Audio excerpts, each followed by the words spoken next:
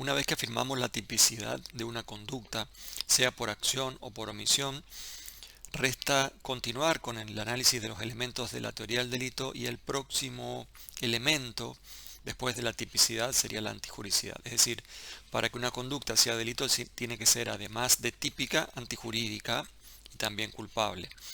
En el análisis de la antijuricidad vamos a tener que hacer un examen negativo, algo similar a lo que vimos en el ámbito de la conducta, de la acción.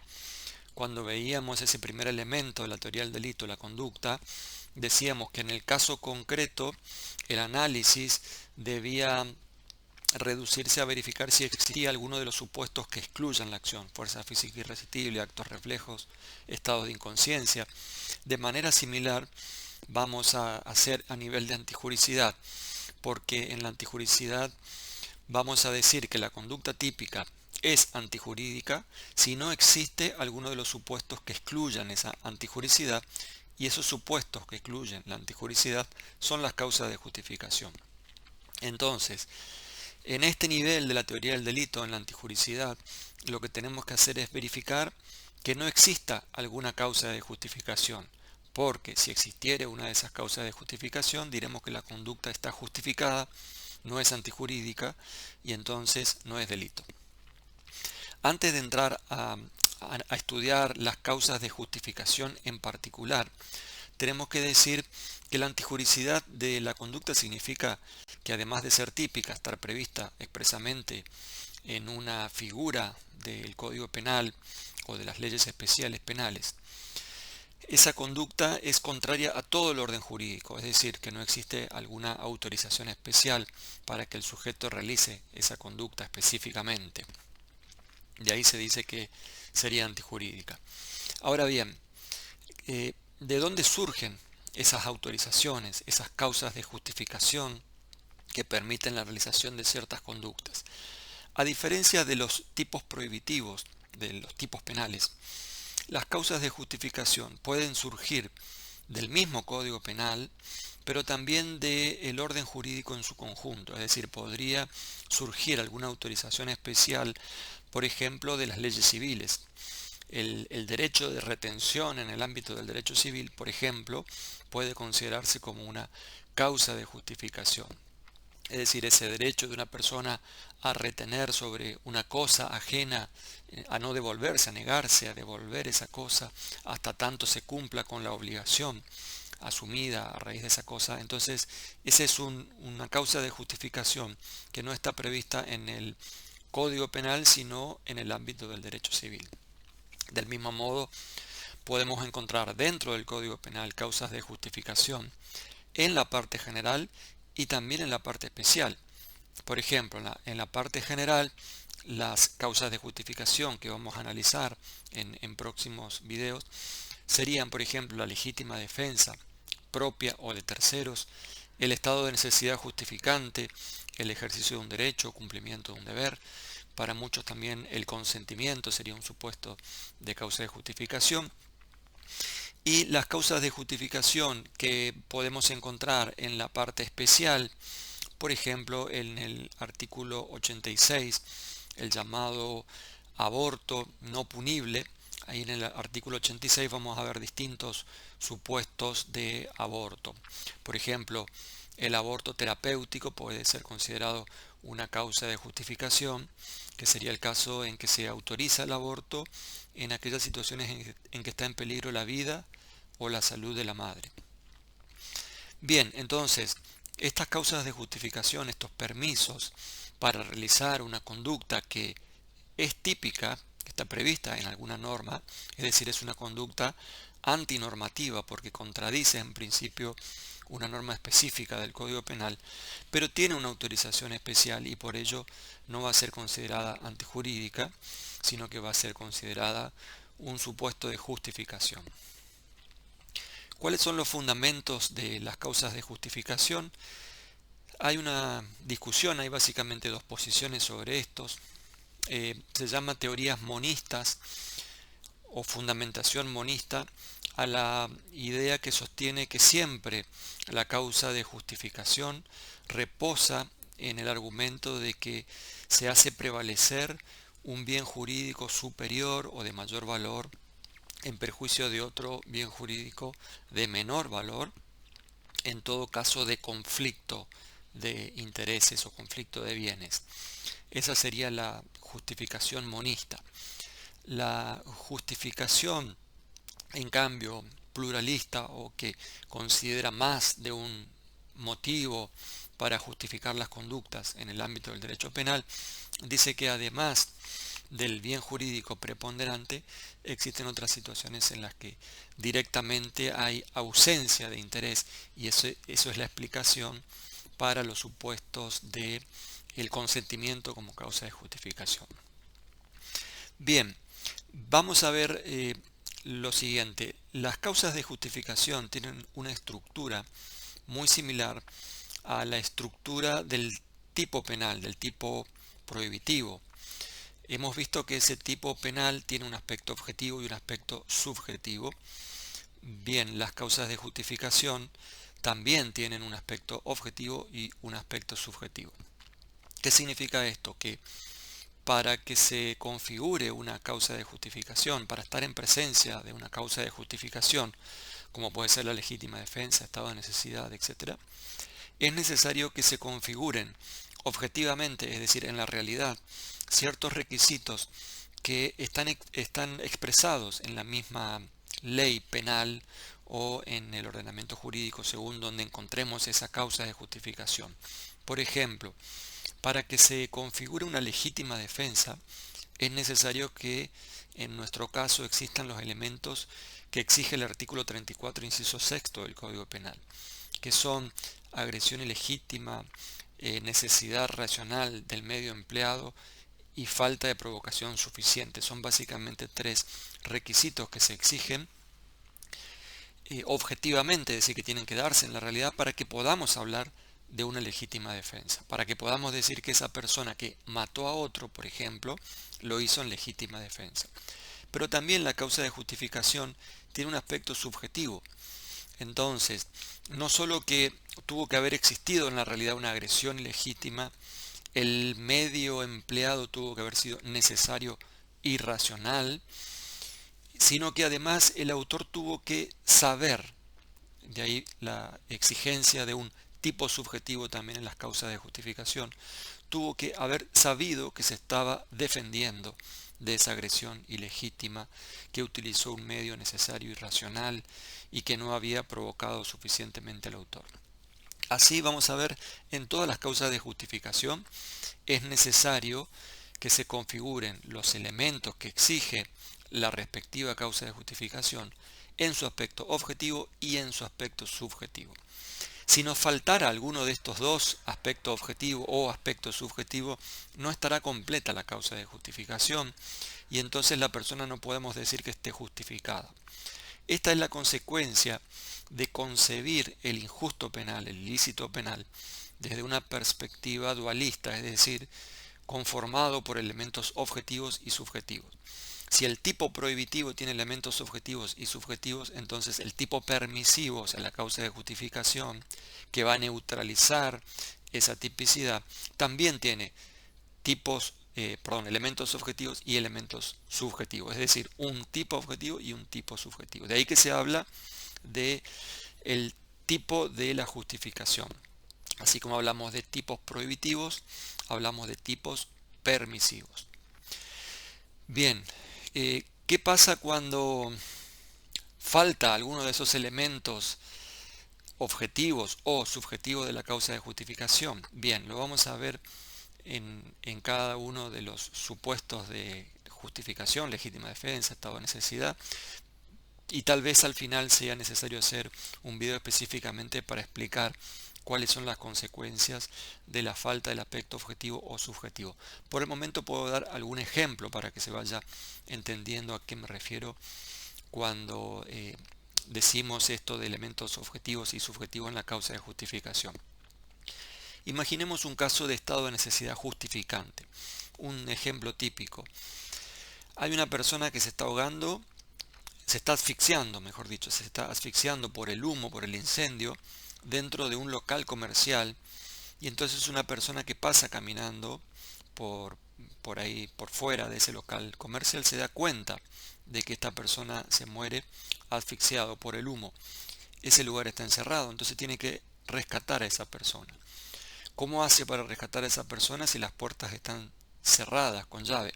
Bien, va a tomar una piedra, por ejemplo, un ladrillo, va a romper la vidriera y cuando rompe la vidriera puede entrar al lugar y rescatar a esa persona para sacarla antes de que se muera por asfixia.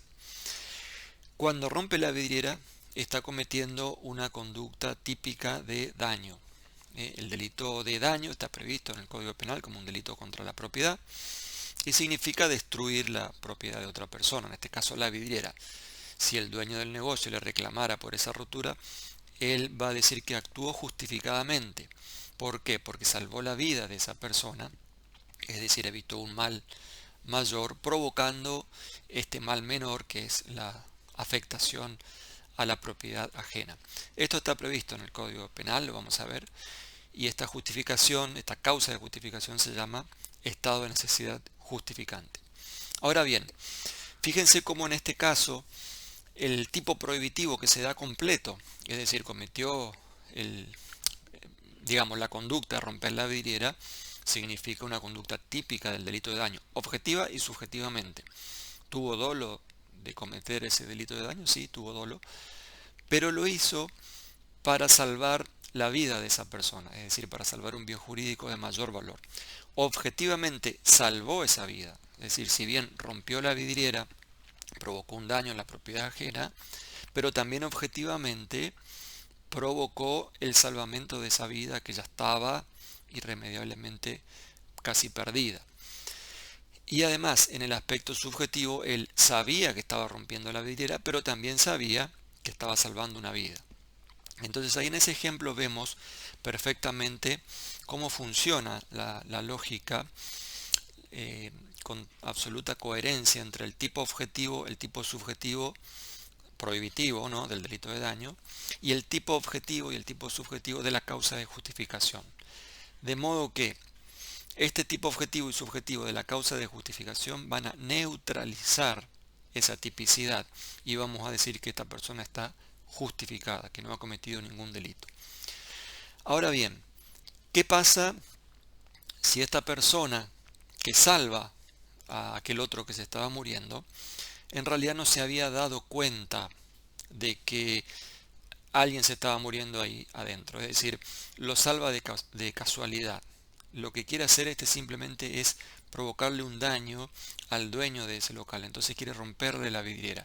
Y sin saber, de casualidad, cuando rompe esa vidriera, provoca que salga el humo y que esta persona que se estaba asfixiando se salve de una muerte segura. En ese caso tenemos una conducta típica de daño, se da el aspecto objetivo y subjetivo de la tipicidad del daño, y en la causa de justificación el estado de necesidad se presenta simplemente en el aspecto objetivo, pero no en el aspecto subjetivo, es decir, objetivamente salvó a otro, objetivamente se dan todos los requisitos que exige el artículo 34 del Código Penal, pero subjetivamente él nunca se dio cuenta de que estaba salvando. ¿Qué hacemos con ese caso? ¿Está justificado o no está justificado?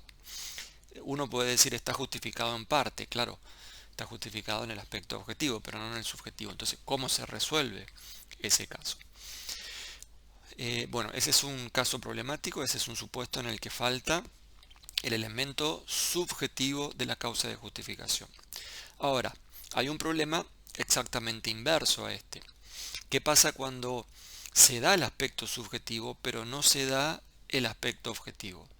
Por ejemplo, supongamos en una hipótesis inversa, en la misma vidriera. Ahora yo paso caminando por ese local, veo que hay humo dentro del local y me parece que hay una persona que está desmayada dentro del local y me parece que esa persona se puede morir como consecuencia de la inhalación. Entonces lo que hago es romper la vidriera para entrar a salvar a esa persona. Cuando rompo la vidriera entro y me doy cuenta de que no era una persona, sino que era un maniquí que estaba tirado en el piso. Y entonces el dueño del local me denuncia por el delito de daño. Fíjense cómo en ese caso, otra vez, la tipicidad del delito de daño está completo, es decir, yo objetivamente y subjetivamente he realizado una conducta típica de daño, pero a nivel de antijuricidad o de causa de justificación, yo creo, es decir, tengo completo el tipo subjetivo del estado de necesidad justificante, yo creo que estoy salvando a otro, pero objetivamente, es decir, en la realidad, no salvé a nadie. Lo que hice fue una conducta dañosa para la propiedad ajena sin ningún beneficio, digamos, de salvar la vida de otro, porque eso era un maniquí, no era una persona. Entonces, este es el supuesto inverso, que se conoce técnicamente como error sobre las circunstancias fácticas de una causa de justificación. Estos dos ejemplos que yo doy con el estado de necesidad justificante lo podríamos pensar en cualquiera de las causas de justificación. Lo podríamos pensar también en la legítima defensa, por ejemplo. Y podríamos dar ejemplos de falta del elemento objetivo o del elemento subjetivo. También en el caso de las otras causas de justificación, como serían ejercicio de un derecho, cumplimiento de un deber, en fin.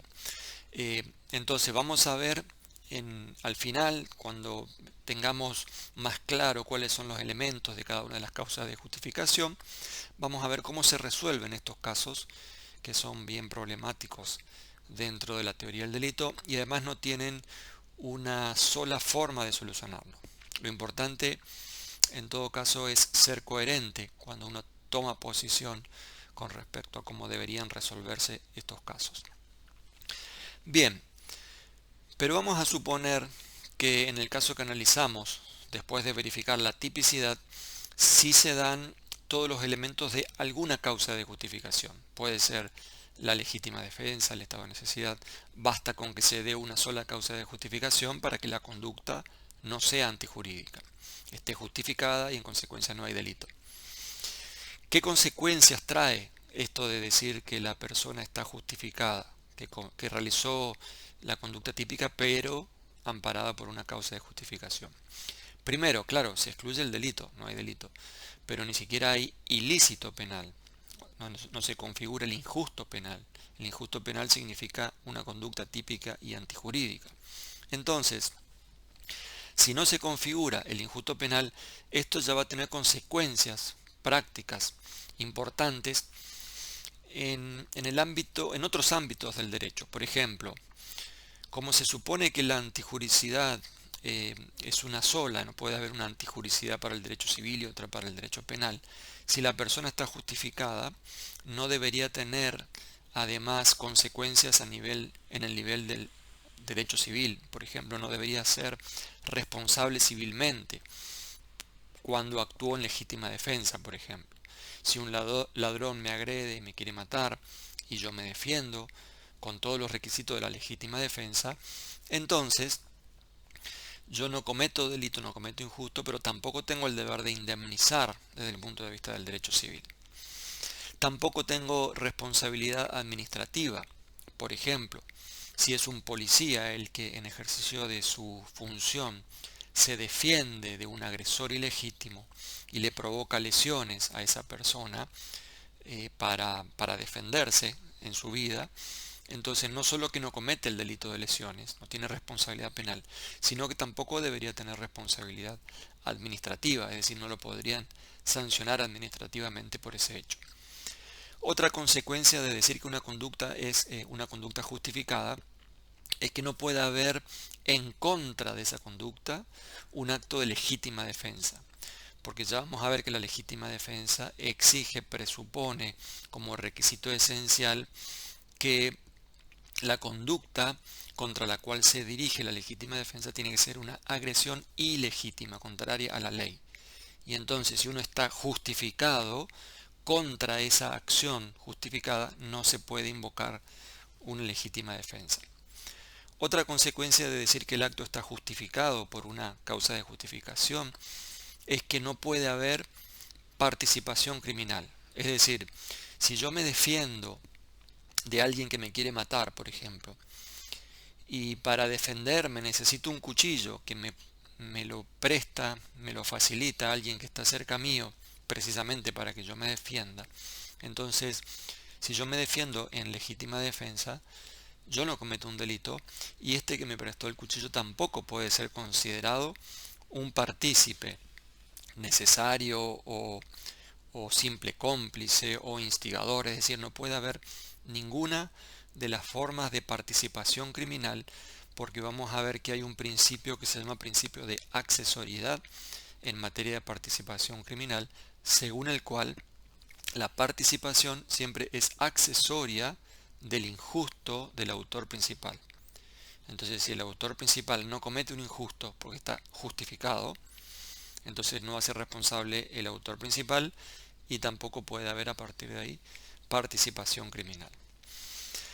Bien, eh, estas son las consecuencias entonces de decir que una persona está justificada. No solamente que no existe delito, sino que no puede haber responsabilidad civil, administrativa, es decir, en las otras ramas del orden jurídico, no puede haber participación criminal, no puede haber contra ese acto una legítima defensa.